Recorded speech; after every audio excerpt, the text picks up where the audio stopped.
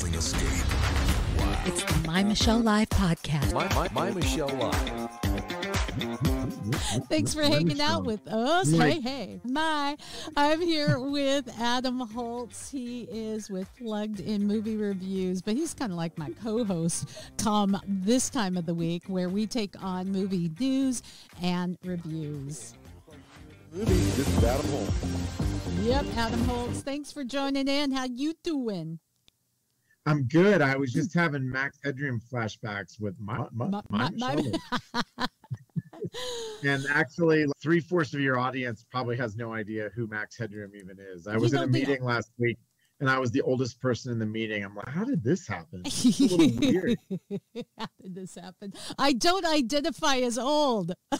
No, I just identify as a child of the 80s. It's totally different. And that's perfectly okay, because you were tougher back then. Right. You're saying, yeah. That's right. All right, let's get into some news stories. Entertainment news. This is kind of an awkward one. Amy Grant is defending her decision to host a same-sex wedding on her property. She said, I love the brides. Beyond just loving them, she said they've been a blessing to the family to show us that love comes in all kinds of packages and such. It's indicative. Now, Amy Grant is a longtime Christian singer. She was like the darling of Christendom, probably 70s, 80s. So this has been a bit awkward. Even Franklin Graham had come out saying you can love people, but you still have to stay strong on what the Word of God says. And it's indicative, folks, of that very hard balance that people of faith are trying to walk right now. Loving people, saying love who you're going to love, do what you're going to do. But the Bible says this, and I still have to stand as for me and my house, this is what we do. How you do that is really difficult. Who am I to judge Amy Grant? But still, I can look at what she's saying and say, well, this is, Yeah, there's so much we could say about this. And I'm hesitant to pile on Amy Grant because it's Amy Grant. But I think you're right. And we have to say, Scripture talks about being people of grace and truth. And Jesus said he was a person of grace and truth. And the woman caught in adultery, a whole bunch of guys want to stone her because that's what the law said. And Jesus says that if you're without sin, go ahead. And one by one, they all leave. Yeah. And Jesus says, where are your accusers? Where are these guys at? And then he says, neither do I condemn you. But then what does he say? He says, go and lead your life with sin, right? And so I love that story because I think it illustrates incredible grace and the courage it took for Jesus to defend this woman whom these religious leaders thought they caught her red-handed and they thought they were trying to do a gotcha on Jesus. But he plays the grace card first, if that's not too offensive a metaphor. But he doesn't let her off the hook for the reality that there's still truth. So there's forgiveness, and he doesn't condemn her, but he does call her to live differently. And I think as you talk about walking that tightrope, it's hard because we live in a culture that says nobody has the right to call anybody to live any way at all. And it's more like the judges. You and I have talked about that passage from the Old Testament multiple times. Everybody did what was right in their own eyes. So it feels like Amy is doing what's right in her own eyes. And I don't know her relationship with these women. I don't know that she would even say, if you had her as a close confidant, I don't really think homosexuality is the right way, but I'm trying to affirm my friends in this relationship. And I love them. And I love them. They're on a different side of the cross of their belief system. And I want God to, there are people in the church that make judgment calls and they're divorced. That's not God's ultimate design. We fall out of God's perfection all the flipping time. So I would just like, all I have to do is get up. That's right. And here it is. If I had a wedding venue, everybody's welcome because that's really the law. If you're going to ask me personally, what is a marriage? I would say it's between a man and a woman. You make your commitment, you do you, but I don't mind praying, personally and saying, I hope that God's perfect will finds his way into your life, just like I'm praying it over me. But before I come really hard at you, I need to clean up my own thing and put my stones down. That's right. But as a society, we can still espouse those values. Tony Dungy has come under fire as well for making comments, even being part of the March for Life. We need to applaud people who stand on their convictions, and also reach out and love. But instead, what we do is we persecute them. Look at this guy, Mall of America. This is a crazy story. This is a crazy story. He's wearing a Jesus Saves t-shirt at a Mall of America, and he was asked to take it off or leave. Really? Yeah. And if you read a little bit further, the extenuating circumstance here was he was kicked out like the week before for some kind of issue that he had with patrons. And I don't know whether that was like aggressively evangelizing people. Time and place people. I get time and place. I have such a problem with the Jesus screamers. They're the people at the games with the big megaphones. And I've seen people trying to go up to them and harass them. But I've also seen people trying to go up to them and ask questions. And they don't care. They're just there screaming their message.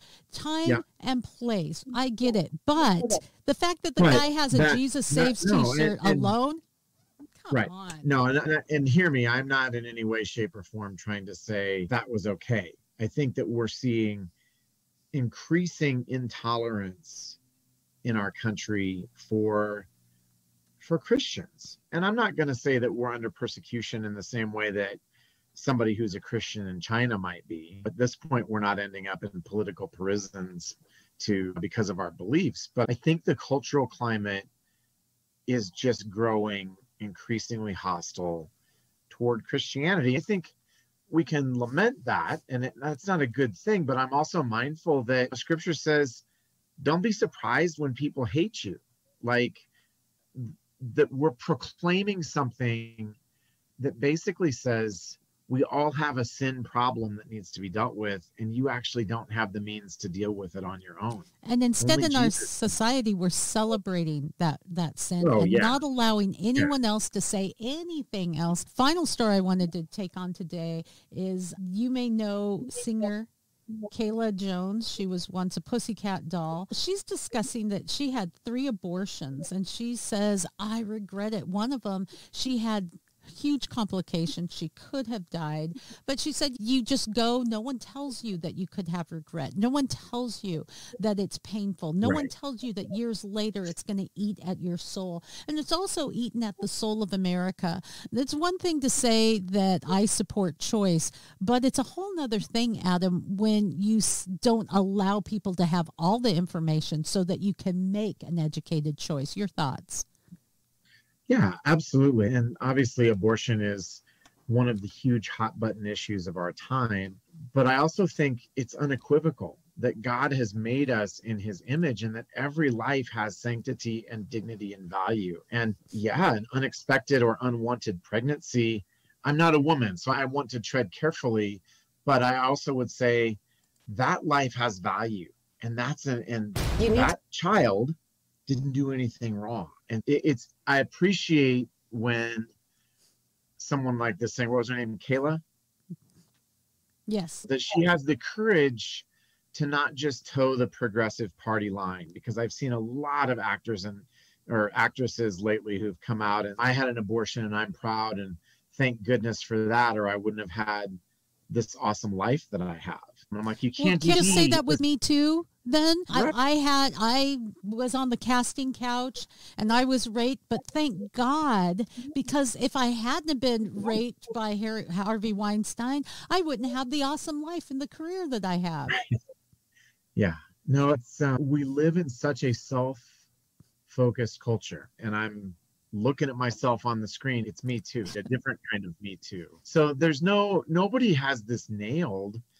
But I think abortion, we're at 62 million aborted children in our country, many of them from impoverished or minority women. There's so much juxtaposition of opposing ideas in our culture. On one side, we have Black Lives Matter, and on the other side, we have the majority of these abortions have been from women of color. But anyway, I'm deep in the weeds now, and I'm definitely going to get in trouble if I keep talking like this.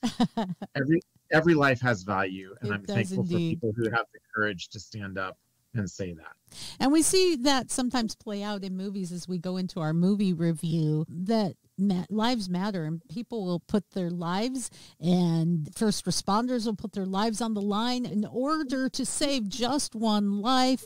And I want to talk about this life missing. Yeah. Shall we watch the trailer? Let's watch the trailer because it'll make it a lot easier to talk about. To let the police handle this. I tried. I'm not giving up on my mom. Siri, call June. Mom, this is FaceTime. Oh, gosh. I need you to write a couple of things down. The car keys, I just said write it down. You're not writing it down. Kevin and I are headed to LAX, and we need you to pick us up on Monday. Keep your location on the entire time I'm away. No fun. Got it.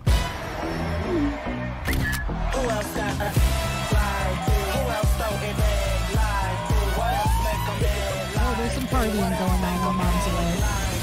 Yeah, but that's not what this movie's about. Hi, this is Grace Allen. Please leave a message. Mom, where are you guys? 911, what is your emergency? My All mom right, let's never talk returned about from her it. trip. I don't know where she So obviously we get Just calling about a sorry guest you that. had. I just potted you No worries. down. You're back. So we get most of the setup here. This is a story about a young woman named June, and her dad has died relatively recently, and she and her mom moved across country and started a new life together. And her mom is dating this new guy who seems promising. And he says, hey, let's go to Colombia on vacation. And I'm like, oh, time out. I grew up in the 80s. I watched Miami Vice. Nobody goes to Colombia on vacation. Okay, sorry, anybody from Colombia. I should take it back now. And so she's supposed to pick up her mom at the airport afterwards, and she doesn't show up. And this young woman, after she gets done freaking out, we see how she really leverages technology in so many different ways to figure out what happened to her mom. And as you can see from this, the whole thing takes place in the frame of a laptop screen. So the entire movie is from that perspective. And it's really interesting. Like, you might think, oh, that's going to get super annoying super fast. But they actually managed to pull it off. And it works pretty well. There's some violence. There's some language. We saw the high school kids partying. Those are the main content issues. What I like about it, apart from the fact that it's a good techno thriller, this is a pretty well-made movie. It really rams home the reality that we're all leaving a digital footprint, or we're all being surveilled. If you want to find information on somebody, there's all sorts of ways that you can do that, because here we have an intrepid and really smart young woman who figures out what's happening. Not to give up too much of the plot here. And that's great, but it's also creepy, isn't it? No, it's great and it's creepy. And that's a good movie, because I think a good movie will provoke us to a kind of looking at an issue a new way. And this movie should leave you uneasy. Okay. And it does, and it's pretty entertaining. Another movie called The Sun. We'll take a look and listen to a bit of the trailer. Can't just show up here with no warning. Hugh Jackman. Did something happen? Laura Dern. Yes. Nicholas has come to live with me, and he's improving, but he's a little fragile. Is that why you came to see me? You're blaming me for what happened? Anthony Hopkins. He's different from the others. What makes you say that? Why don't you answer me? I do answer you. The look in his eye is disturbing. She wants to turn us against one another. Back then, there was so much joy in our family. I feel like a complete failure. If I'm like this, it's your fault. What have I done? What's my fault? Haven't I always done everything for you? I have the right to reinvent my life. It is my life. Everything okay at home? Yeah. Everything's fine. But is it? But is it? And since I can't hear the audio, I'm not sure what he said. He said, everything is okay in my home. Everything's good, but is it? Yeah. Yeah, no, it's not. This is a story about a hard-charging New York City executive, Hugh Jackman. His name's Peter in the movie. and he has had an affair with this other woman, Beth, whom he's now with. He's gotten divorced from Laura Dern. I believe her name is Kate. And they have a son, a teenage son named Nicholas. And Nicholas is a wreck. Nicholas is depressed. Nicholas has been skipping school, which mom just finds out about. Nicholas is cutting, self-harming. And mom comes to Hugh Jackman's character and says, you got to do something. And at first, he's hit the reset button. He left his wife. He left his son for the most part. And now he has this much younger woman and they have a child together. But he has to face the reality that his choices have been really damaging to his son. And so he tries to start helping Nicholas. And unlike a lot of Hollywood movies, it really doesn't go very well. And it's not going well. And it's a movie that ultimately deals with suicide. I mean, you can connect the dots there in terms of where it goes. And it's but I think it's also a movie that reminds us that divorce, and combined with our culture today, it leaves kids feeling isolated.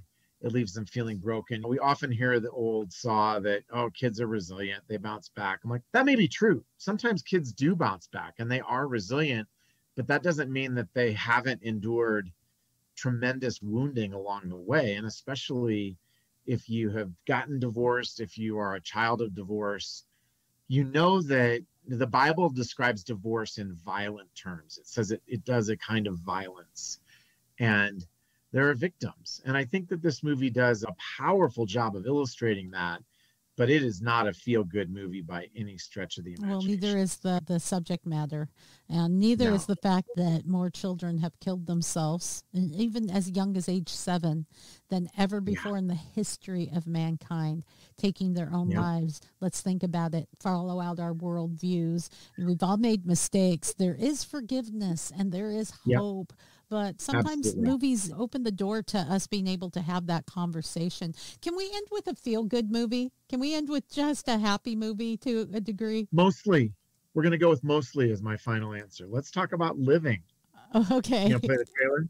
All right. I don't have the trailer for that. I've actually pulled up my pick, which is... Let's go with yours, because yours is definitely happier even than Living. Okay, let's do it. It's called Doggone. Building! Yes, sir? The dog's just sitting here whining. He wants to play fetch. All right. Go get it. He needs to choose the stick. He needs to choose. Really? Gonker isn't any dog. Yep. He's my best friend. Everyone needs one soul who loves you because you are you. That's who Gonker was for me. And now he's lost. Gonker! Oh, I loved this film. It was so endearing. College student gets a dog, and while he's in college, his parents love him, but this kid, but they just think how irresponsible, you're irresponsible, but they end up falling in love with this dog, Gonker, who actually has a medical condition, they find out. Gonker goes missing on the Appalachian Trail. Yeah. And he only has 20 some days or something like that before he needs his medicine. And people come from all over. If you're watching in the trailer, biker gang, they're like, oh, we'll help you. And so it breaks down barriers. This story is a true story. It hit the AP. They were getting info from people all over, and it is just a sweet feel-good movie. It helps you to understand the relationship, that awkward time when your kids go to college and you want them to find your way, and that finding respect and love for each other, pride in your children. I love this film. What do you have to say about it? No, I did too, other than I think a smattering of profanities. There's hardly any content at all, especially for a Netflix movie. It almost felt like an old school Disney movie in some ways. And it's not really a dog movie, really. Obviously the dog is gone and they managed to recruit everybody on the Eastern Seaboard to try to find this lost pup. And I will simply say, I guess this is a spoiler, we're not in Old Yeller territory at the end. No. So you don't have to worry about having a case of Kleenex at the ready. But this is a movie about a father and a son. And if you're a father, if you're a son, frankly, if you're a parent, I'm not sure that the gender matters. The teenage and young adult years are hard. Yep. And trying to keep those communication channels open, even when you feel like you're doing the best job you can. I know with my 14-year-old daughter, I connect pretty well with my 16-year-old son, but sometimes I get sideways with my daughter and I want to bridge the gap and I can't. And so there's some of that, I think, illustrated here, but we see Rob Lowe's the father. We see that neither dad nor son are really the bad guy here. They've both been a little bit judgy of each other, and they have a lot to learn about each other. So I think it's a so really nice precious movie. too. Yeah. Okay, but here's my about it, and you're gonna love this if you're of the more woke variety. As much as I come against the extreme woke culture, you can't help but watch this film and go, yeah, that's white privilege right there. Who has that much time to take off work? It's not just white privilege, just say rich privilege, because it doesn't matter what color your skin is. But it's Rob Lowe privilege, right? Dude, who has that much time to take off and do a road trip with your kid just to find a dog, right? And put all of that effort out. I think that I have 8 weeks of vacation right now, but it's because I have so much work that I can never afford to take vacation time. So it just stacks up. And would you take all of that vacation just to find your dog? Where's he at? Winston. Oh, I got to go. He's gone. No, I probably would, honestly. Okay. That's what it took. And if I had the privileged ability to do that, yeah, I probably would. All right, fair he's enough. also he's our first dog, so maybe not the second dog. I hear you. Hold on for just a minute. Hey, as you're watching, we're going to be looking at another film called Moonrise, which is a delightful film. Oh, look at that. Okay, who wouldn't take 8 weeks off for that? Come on. Say hi, you are a Winston. dumpling right there.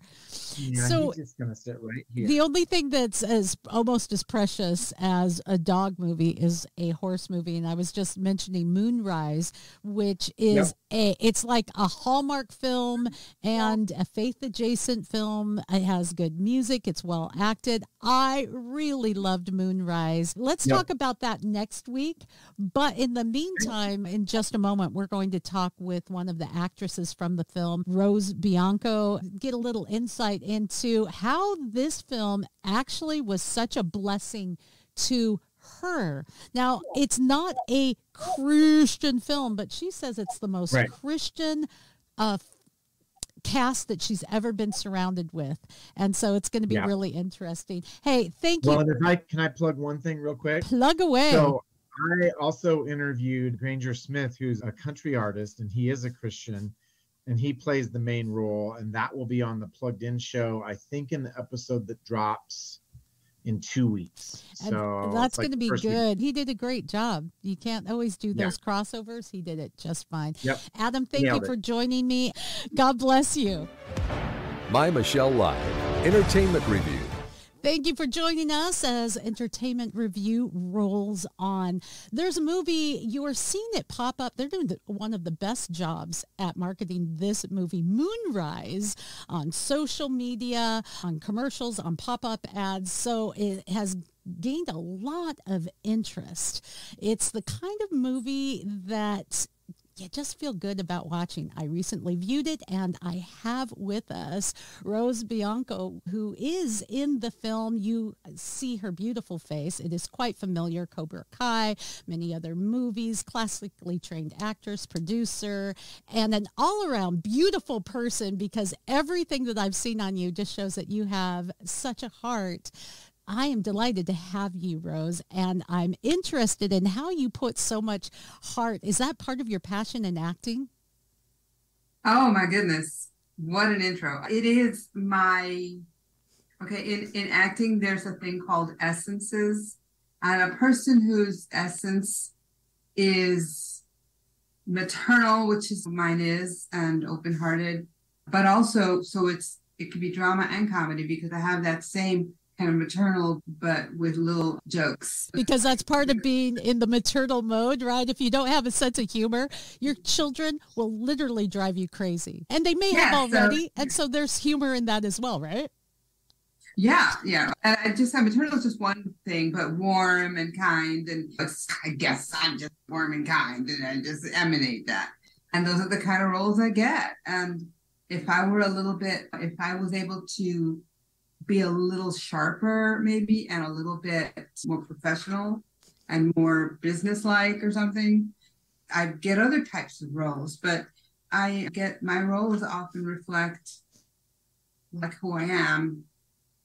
And we need that. We need that kindness in our world. So you reflecting that in a role, and specifically in Moonrise, which is, as our audience is seeing the trailer, and you get this sense that Moonrise is all of the essence of a really good Hallmark film, maybe a faith adjacent film that mirrors values that we hold dear in America that somehow have maybe slipped away a little bit, that may have, we feel like we've lost our way in our country.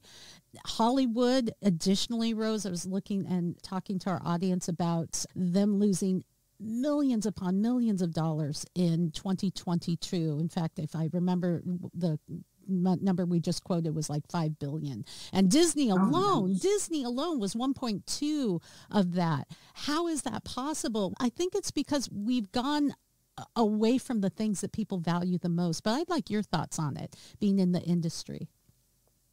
I did not know those numbers. It's interesting. I think that you may be right. People want to be so edgy. There are so many shows, and I'm not trying to be judgmental or anything, but a lot of the shows, they just give me agita. They just make me not feel good. Yeah.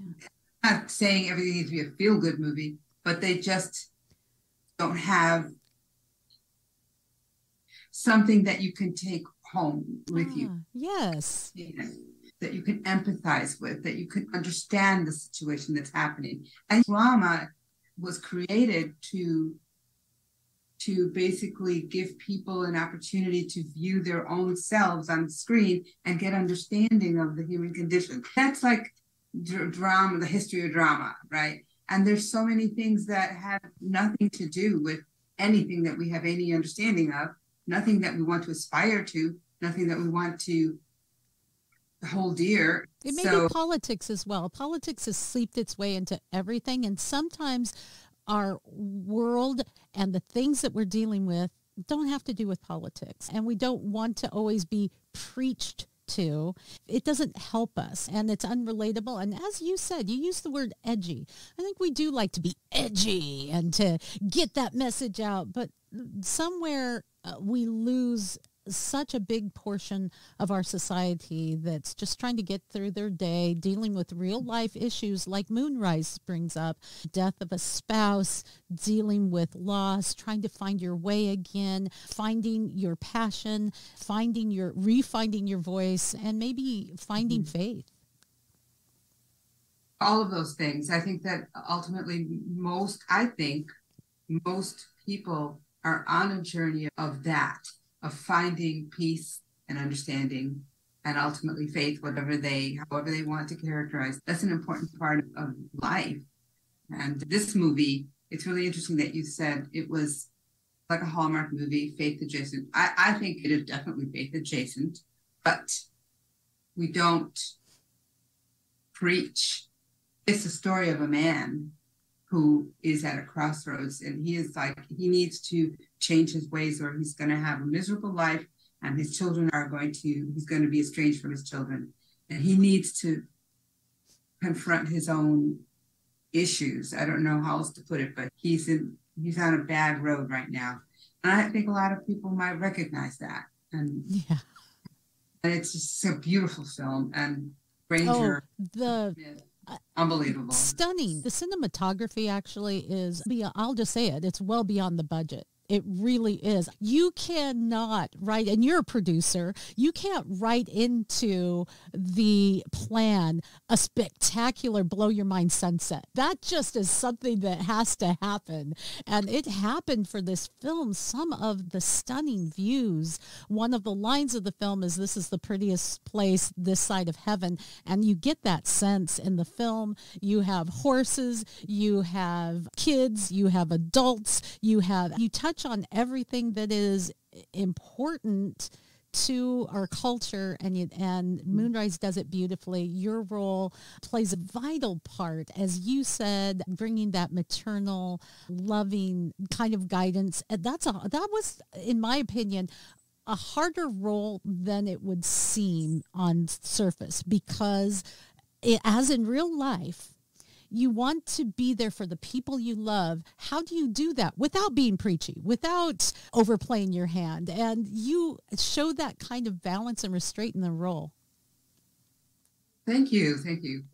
I think that being a mother helped me to understand how to talk, well, in particular to the lead and his situation, because you don't want to push your children away, but you want them to understand, but you can't get up in their face, and you just have to tell them some truths in a way that they can digest it. I don't know.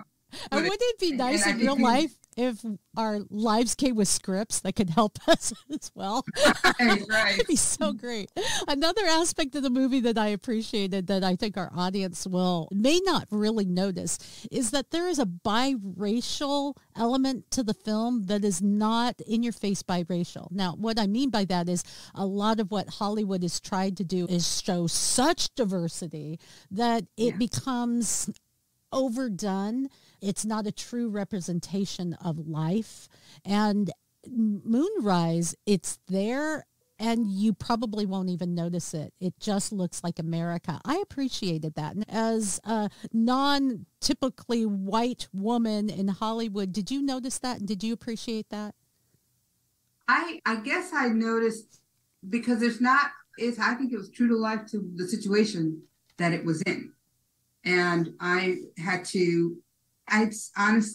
thought about just like a housekeeper, and I don't want to always play roles like that, because I played plenty of roles like that. But when I read the script and I saw the character, I said, well, she's no normal housekeeper. She is a part of the family. This is where she lives and works. I personally was looking forward to spending a month in the Texas countryside. Yes. Imagine. So I felt absolutely this was so true to life. This situation was true to life. The gentleman who played my husband, Wally, was Caucasian, I guess you might say. And I loved that. That's so normal. That's so normal in Texas. Yeah, it is. So I felt, and the crew too, by the way, completely, it wasn't diverse for the purpose of showing the numbers to the suits or something. It just was. And a lot of the people are from Texas. And so there was a lot of maybe Hispanics, and it just was America. It's America. That's what America really does look like. Sometimes Hollywood may get so caught up in what it looks like on Wilshire Boulevard that they don't realize that the rest of America is pretty darn diverse, and we do it pretty well. Another thing I wanted to ask, and this is one of my favorite I love that you're asking that as a Latina woman yourself. I mean, that. Yes, come on. Yes. One of my favorite questions to ask is the things that we don't get to see as the audience. And I swear to you, I do this so much. And when I talk to people who either have faith themselves or they're in a movie that's faith adjacent, there seems to be a deeper meaning and a deeper purpose. And it just is amazing, almost, if you could say, miraculous. But there are behind the scenes stories that are just amazing. I can't believe this happened. And this was such an amazing moment that we never really get to hear. And you must have at least one of those that when you're sitting around with your family at Thanksgiving and they say, oh, this is my auntie and she's a famous actress. So, tell us about the movie you were just on. What story would you pull out? Boy, you've got me on the spot. untoward happened. It was a pretty happy cast. It was the most Christian cast I think I've ever been in and in the true sense of the word, in terms of everybody was so kind and so sweet and so supportive of me, because my husband had recently died at the time.